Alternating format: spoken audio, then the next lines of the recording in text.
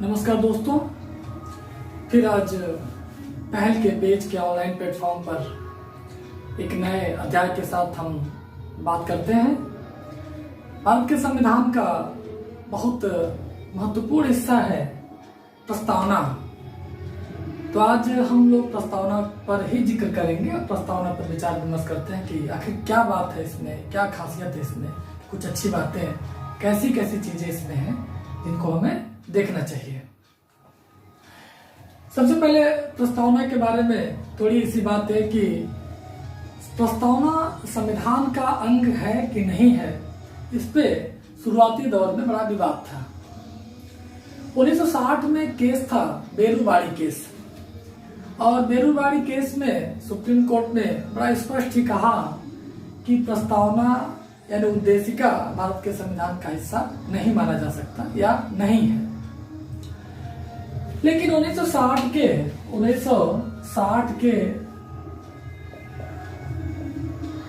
बेरूबाड़ी वाद के बाद लगभग 13 साल बाद,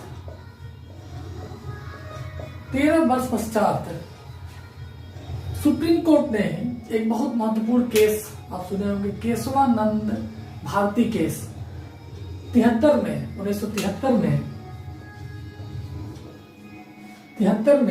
24 अप्रैल 1973 को सुप्रीम कोर्ट ने अपने इस डिसीजन को बिल्कुल यू टर्न कर दिया।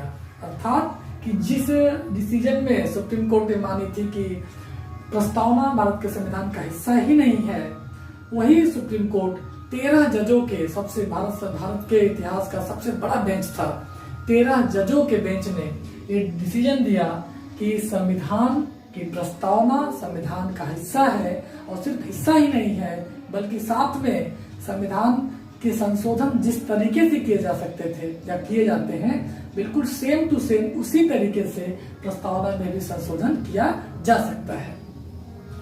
इतना ही नहीं हुआ, फिर इसके बाद में एक और बड़ा खतरनाक घटना घटी कि 1994 में एक केस एसआर बॉम्बई केस था। यह कर्नाटका के मुख्यमंत्री हुआ करते थे और इनके यहाँ राष्ट्र शासन लगाया गया।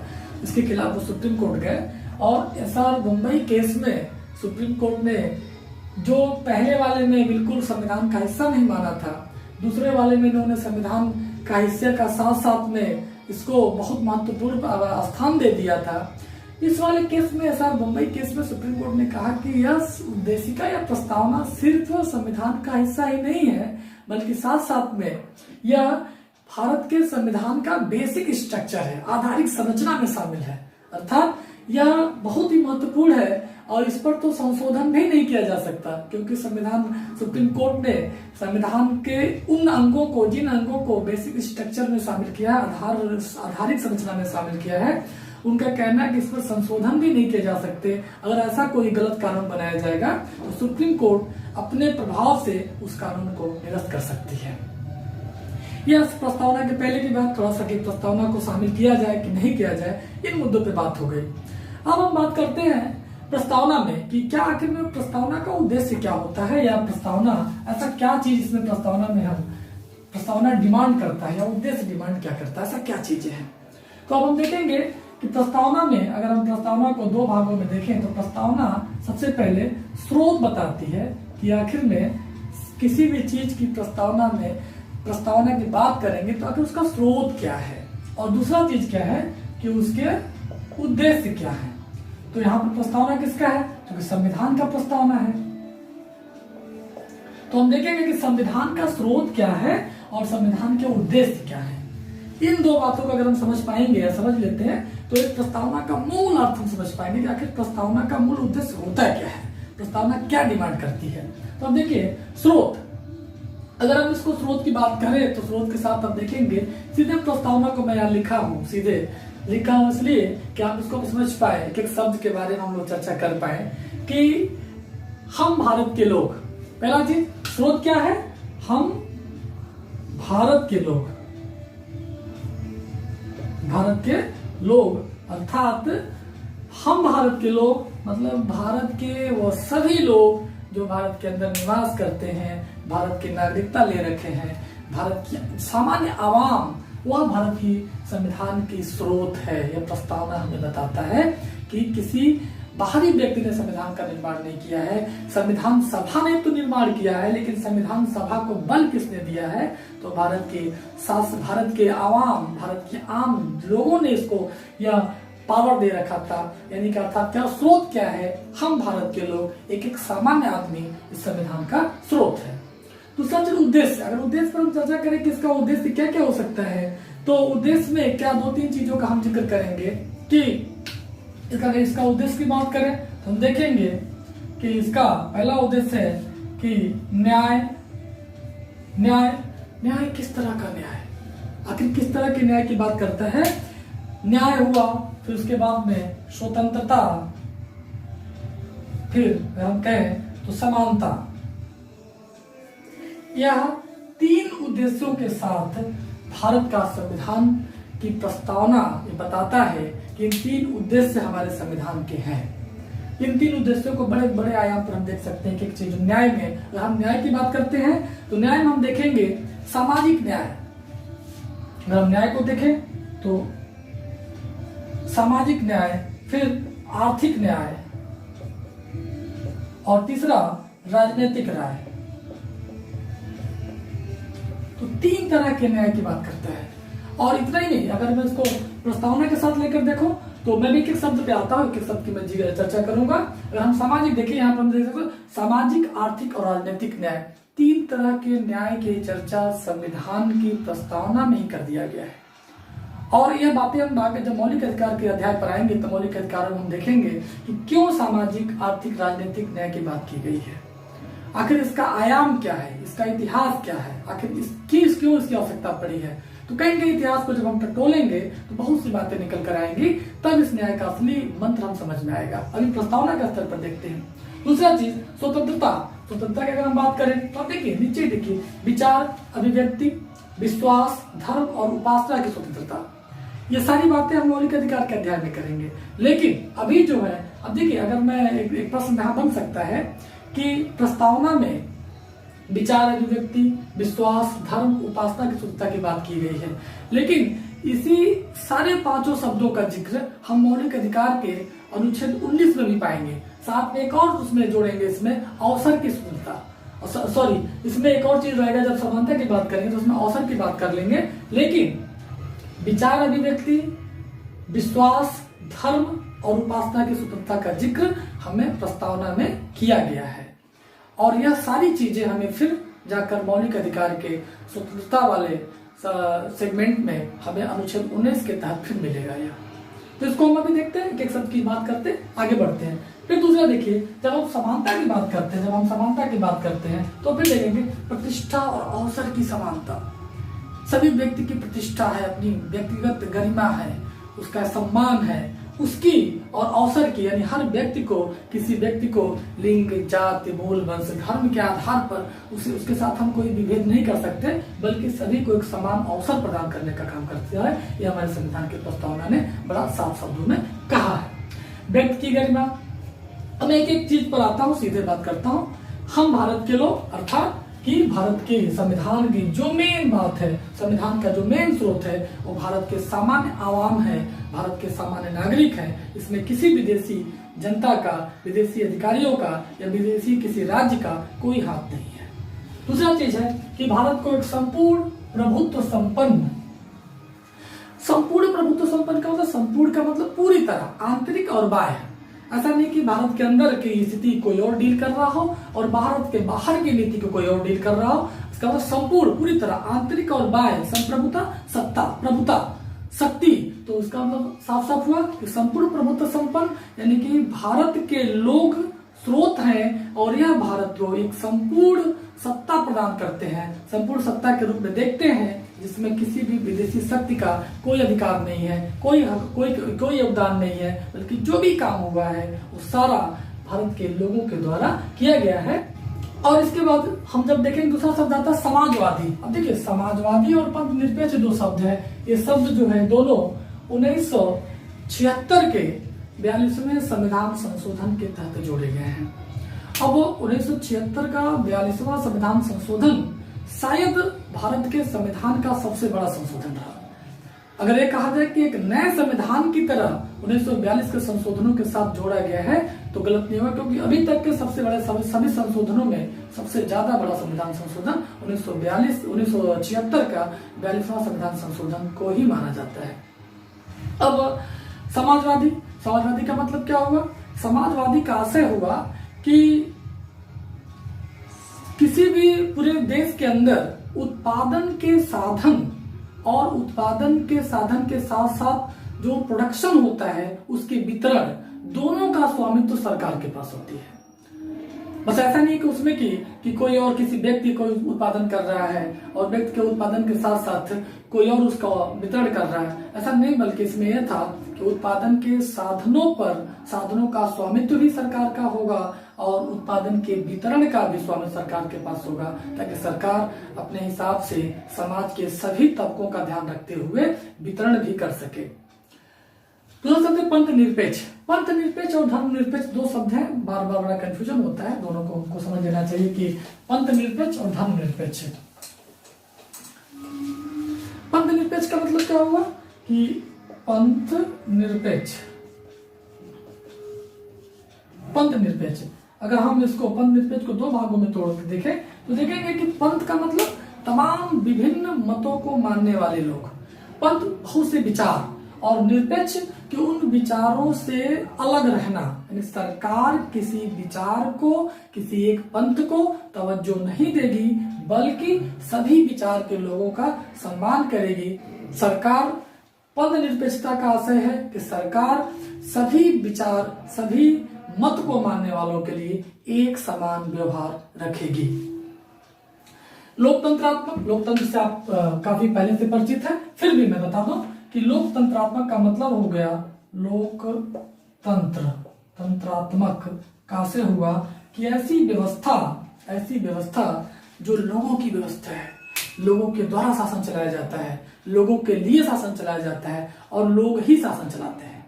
तीनों चीजें इसमें अब्राहम लिंकन साहब की बड़ी फेमस परिभाषा है उस लोकतंत्र को। अगर लोकतंत्र को हम इस स्थिति से देखते हैं तो लोकतंत्र एक ऐसी व्यवस्था का नाम है जो जनता के लिए, जनता के द्वारा चलाए जाने वाले शासन को हम लोकतंत्र कहते हैं।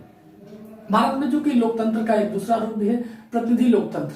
भारत जो लोकतंत्र को स्वीकार करता है वो प्रतिनिधि लोकतंत्र है, अर्थात कि डायरेक्ट प्रत्यक्ष लोकतंत्र का मतलब हुआ कि पूरे भारत में एक जगह वोटिंग हो, सभी लोग एक जगह इकट्ठा हो और अपना एक उत्तराधिकारी चुने।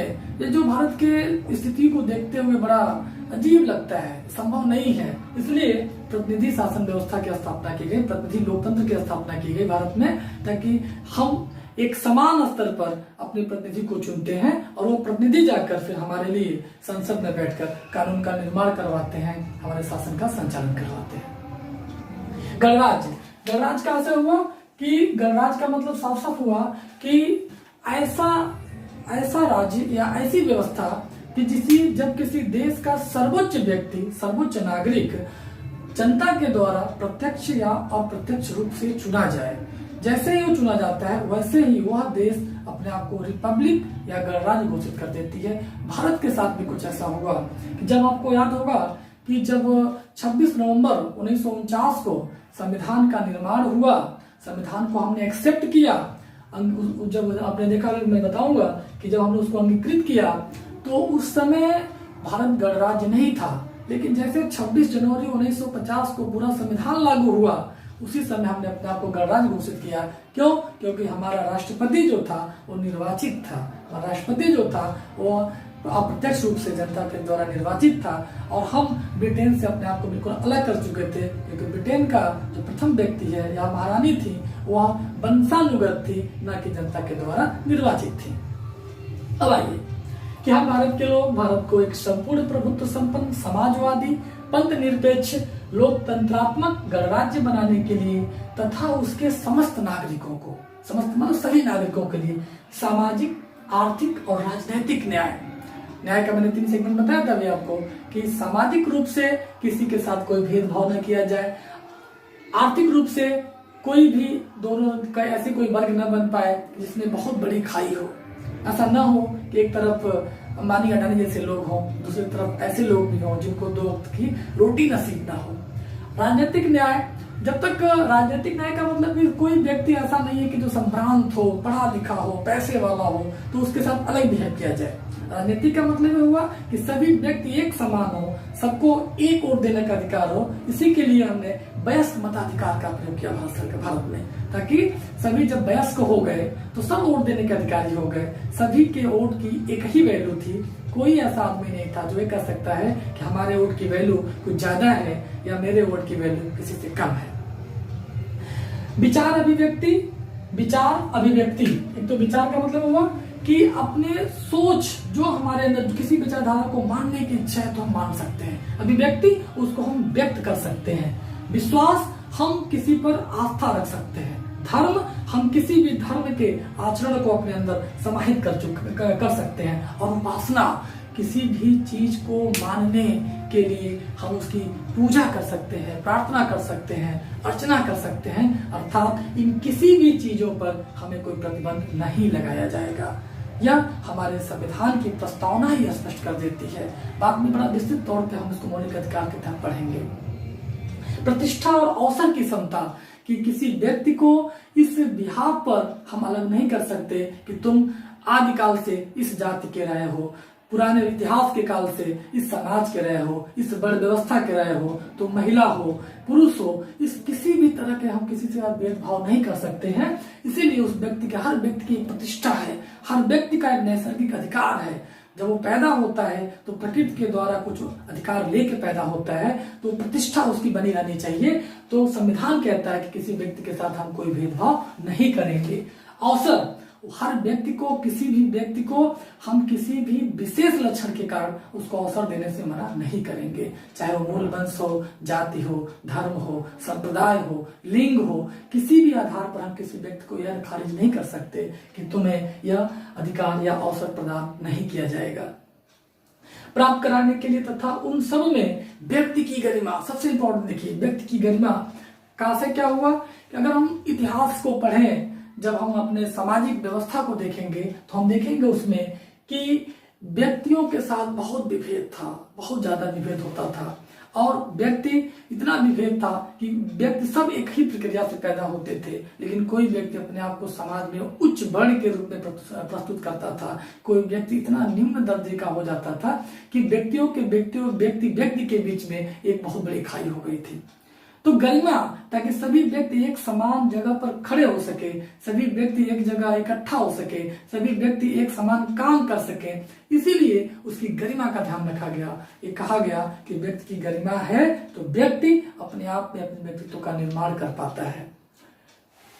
और राष्ट्र की एकता और अखंडता, आप देखिए कि राष्ट्र की एकता तो था हमारे संविधान में, और अखंडता जो शब्द है 1976 में 42वें संविधान संशोधन के तहत जोड़ा गया। अर्थात कि ऐसा कोई भी काम नहीं, ऐसा कोई भी चीज को हम तवज्जो नहीं देंगे, ऐसी किसी भी कार्यवाही को हम स्वीकार नहीं करेंगे जो देश की एकता और अखंडता को खंडित करता हो। देश की एकता और अखंडता को खंडित करने वाला कोई भी काम को संविधान इजाजत नहीं देता है। यह हमारी प्रस्तावना पहले ही स्पष्ट कर चुकी है।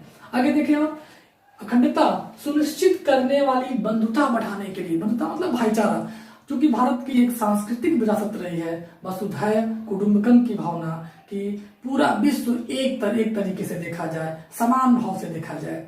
तो चूंकि बंधुता जो है, बंधुता के साथ स्वतंत्रता, समानता और बंधुता, ये 3 शब्द ऐसे शब्द थे जो फ्रांस के क्रांति में बहुत ज्यादा प्रयोग किए गए थे। और बंधुता हमने वहीं से लिया है। बंधुता का दूसरा अर्थ होता है भाईचारा, भातृत्व। तो बंधुता की तब आएगा मन में जब व्यक्ति एक दूसरे के साथ प्रेम करेगा, व्यक्ति एक दूसरे के साथ अपने आप को अच्छा महसूस कर पाएगा, समान महसूस कर पाएगा।